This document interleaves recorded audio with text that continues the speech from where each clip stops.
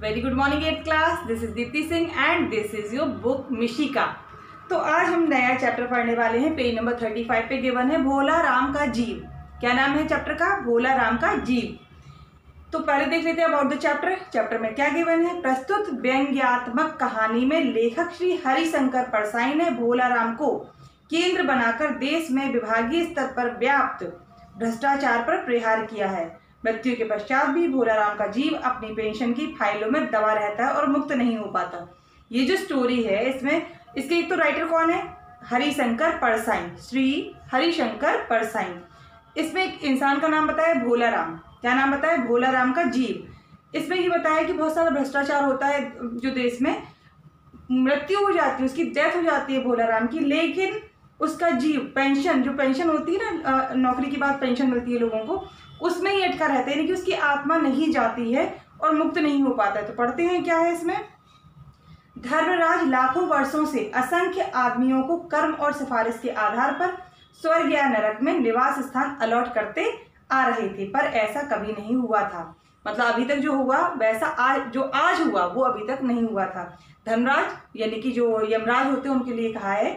सामने बैठे चित्रगुप्त बार बार चश्मा पोंछ, बार बार थूक से पन्ने पलट रजिस्टर पर रजिस्टर देख रहे थे।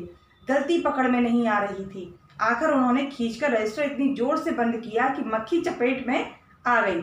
उसे निकालते हुए वे बोले, महाराज रिकॉर्ड सब ठीक है।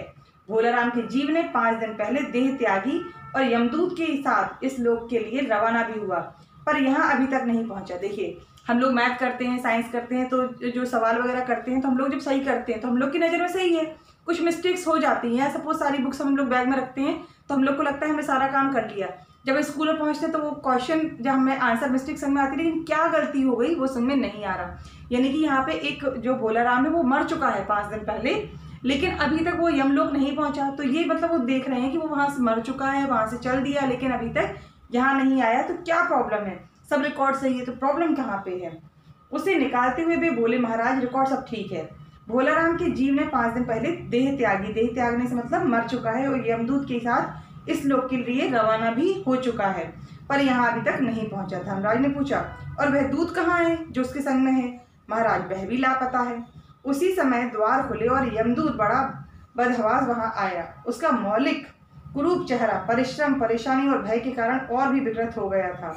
मतलब कोई आया जो इंसान, उसका चेहरा बहुत थकन से, परेशानी और डर से बहुत ही अजीब दिख रहा था। उसे देखते ही चित्रगुप्त चिल्ला उठे, अरे तू कहाँ रहा इतने दिन? भोला राम का जीव कहाँ है? मतलब कि वो आदमी जो संग में था यमदूत, उससे यमदूत हाथ जोड़कर बोला, दया निधान, मैं कैसे बतलाऊं कि क्या हो गया? आज तक मैंने धोखा नहीं खाया था, पर भोला राम का जीव मुझे चकमा दे गया। भोला राम का जीव मतलब उसकी आत्मा। 5 दिन पहले जब जीव ने भोला राम की देह को त्यागा, मतलब उसकी आत्मा ने जब उसके शरीर को छोड़ दिया, तब मैंने उसे पकड़ा और इस लोक की यात्रा आरंभ की। नगर के बाहर ज्यों ही मैं उसे लेकर एक, सोचिए वो मर गया, उसकी जीव के आत्मा को लेकर, मतलब भोला राम की आत्मा को लेकर तीव्र वायु तरंग पर सवार हुआ। कहाँ पर? तीव्र वायु तरंग पर सवार हुआ। त्यों ही मेरी चुंगल से छूटकर वह जाने कहाँ गायब हो गया। मतलब उसकी आत्मा मेरे हाथ से छूटकर जाने कहाँ गायब हो गई। इन 5 दिनों में मैंने सारा ब्रह्मांड छान डाला, पर उसका कहीं पता नहीं चला। धर्मराज क्रोध से बोले, मूर्ख, जीवों को लाते लाते बूढ़ा हो गया, फिर भी एक मामूली बूढ़े आदमी के जीव ने तुझे चकमा दे दिया, मतलब तू कुछ काम का नहीं। दूत ने सिर झुकाकर कहा, महाराज मेरी सावधानी में बिल्कुल कसर नहीं थी। मेरे इस अभ्यस्त हाथों से अच्छे अच्छे वकील भी नहीं छूट सके, पर इस बार तो कोई इंद्रजाल ही हो गया। कोई मतलब इंद्र भगवान ने कोई चाल चली है। चित्रगुप्त ने कहा, महाराज आजकल पृथ्वी पर इस प्रकार का व्यापार बहुत चला है। लोग दोस्तों को कुछ चीज भेजते हैं और उसे रास्ते में ही रेलवे वाले उठा लेते हैं। मतलब कि जैसे कोई चीज अपन लोग सेंड करते हैं तो वो चीज बीच में ही कोई दूसरा खा जाए। हौजरी के पार्सलों के मोजे रेलवे अफसर पहनते हैं। मतलब हौजरी के जो पार्सल आते हैं मोजे वाले, वो रेलवे के ऑफिसर्स पहनते हैं। मालगाड़ी के डिब्बे रास्ते में कट जाते हैं। एक बात और हो रही है, राजनीतिक दलों के नेता विरोधी नेता को उड़ाकर बंद कर देते हैं। कहीं भोला राम के जीव को भी किसी विरोधी ने मरने के बाद खराबी के लिए नहीं उड़ा दिया, मतलब किसी दूसरी जीव ने उसको बंद करके रख लिया हो। धर्मराज ने व्यंग से चित्रगुप्त की ओर देखते हुए कहा, तुम्हारी भी रिटायर होने की उम्र आ गई। भला भोला राम जैसे नगण्य दीन आदमी ने तुम्हें मतलब किसी को क्या लेना देना, कि यानी कि तुम पागल हो चुके, तुम मूर्ख हो चुके, अब तुम अपनी जगह छोड़ दो, तुम्हारा अब काम खत्म। इसी समय कहीं से घूमते घामते नारद मुनि आ गए, वहीं पर मुनि आ गए। धर्मराज को गुमसुम देख कर बोले, क्यों धर्मराज, कैसे चिंतित बैठे हो? क्यों, नरक में निवास स्थान की समस्या अभी हल नहीं हुई? धर्मराज ने कहा, वह समस्या तो कभी ही हल हो गई। नरक में पिछले सालों में बड़े गुणी कारीगर आ गए हैं। कई इमारतों के ठेकेदार हैं जिन्होंने पूरे पैसे लेकर रद्दी इमारतें बनाई, मतलब रुपए तो पूरे ले लिए, काम अच्छा नहीं किया। व्यंग्य से मतलब होता है यहाँ पे कटाक्ष कर करके, व्यंग कर करके लोगों को समझाया जा रहा है। बड़े बड़े इंजीनियर भी आ गए हैं जिन्होंने ठेकेदारों से मिलकर पंचवर्षीय योजनाओं का पैसा खाया। सरकार पर भी ये व्यंग कस रहे हैं। ओवरसीयर हैं जिन्होंने उन मजदूरों की हाजिरी भरकर पैसा हड़पा जो कभी काम पर गए ही नहीं, मतलब जो कभी काम पर नहीं गए उनके पैसे भी हाजिरी भरकर वो लोग खा गए। इन्होंने बहुत जल्दी नरक में कई इमारतें तान दी हैं। वह समस्या तो हल हो गई, पर वह एक बड़ी विकट उलझन आ गई है। भोलाराम नाम के एक आदमी की 5 दिन पहले मृत्यु हो गई है। उसके जीव को यहाँ दूध ला ही रहा था कि जीव इसे रास्ते में चकमा देकर भाग गया, मतलब उसकी आत्मा उसको चकमा देकर भाग गई। इसने सारा ब्रह्मांड छान डाला पर वह कहीं नहीं मिला। अगर ऐसा होने लगा तो पाप पुण्य का भेद ही मिट जाएगा। नारद ने पूछा, उस पर इनकम टैक्स तो बकाया नहीं था? हो सकता है उन लोगों ने उसे रोक लिया हो। चित्रगुप्त ने कहा, इनकम होती तो टैक्स होता, भुखमरा था। नारद बोले, मामला बड़ा दिलचस्प है। अच्छा, मुझे उसका नाम पता बताओ, मैं पृथ्वी पर जाता हूँ। चित्रगुप्त ने रजिस्टर देखकर बताया, भोला नाम राम था उसका। जबलपुर शहर में घमापुर मोहल्ले में नाले के किनारे एक 1.5 कमरे के टूटे फूटे मकान में परिवार समेत रहता था। उसकी एक स्त्री थी, 2 लड़के और 1 लड़की। उम्र लगभग 60 साल, मतलब 60 साल का हो चुका था वो।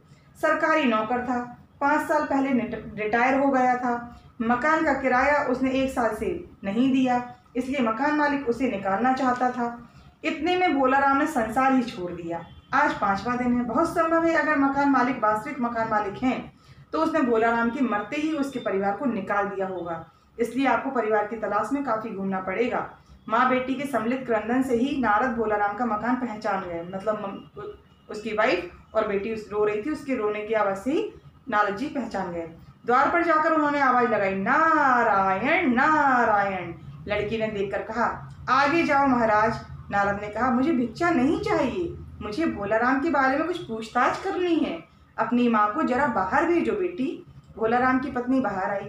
नारद ने कहा, माता, भोलाराम को क्या बीमारी थी? क्या बताऊं, गरीबी की बीमारी थी। 5 साल हो गए पेंशन पर बैठे पर पेंशन अभी तक नहीं मिली। हर 10-15 दिन में एक दरख्वास्त देते थे, पर वहाँ से या तो जवाब आता ही नहीं था और आता यहाँ की तुम्हारी पेंशन के मामले पर विचार किया जा रहा है। इन 5 सालों में सब गहने बेचकर हम लोग खा गए, मतलब जो सामान था वो भी इन लोगों ने बेच कर खा, फिर बर्तन बिके, अब कुछ नहीं बचा था। चिंता में घुलते घुलते और भूखे मरते मरते उन्होंने दम तोड़ दिया, मतलब हमारे पास खाने पीने को भी नहीं बचा। नारद ने कहा, क्या करोगी माँ, उनकी इतनी ही उम्र थी? ऐसा तो मत कहो महाराज, उम्र तो बहुत थी। 50-60 रुपया महीना पेंशन मिलती तो कुछ और काम कहीं करके गुजारा हो जाता, पर क्या करें, 5 साल नौकरी से बैठे हो गए और अभी तक एक कौड़ी नहीं मिली। दुखी की कथा सुनने की फुर्सत नारद को थी नहीं। वे अपने मुद्दे पर आए। माँ, यह तो बताओ कि यहाँ किसी ने उनके विशेष प्रेम था जिनसे उनका जी लगा हो? पत्नी बोली, लगाव तो महाराज बाल बच्चों से ही होता है। नहीं नहीं, परिवार के बाहर भी हो सकता है, मेरा मतलब है किसी स्त्री ने गुर्रा कर नारद की ओर देखा। बोली, अब कुछ मत बको महाराज, तुम साधु हो, उचक्के नहीं हो। जिंदगी भर उन्होंने किसी दूसरी स्त्री को आंख उठाकर भी नहीं देखा। नारद हंसकर बोले, हाँ, तुम्हारा यह सोचना ठीक ही है, यही हर अच्छी गृहस्थी का आधार है। अच्छा माता, मैं चला। व्यंग समझने की असमर्थता ने नारद को सती के क्रोध की ज्वाला से बचा लिया।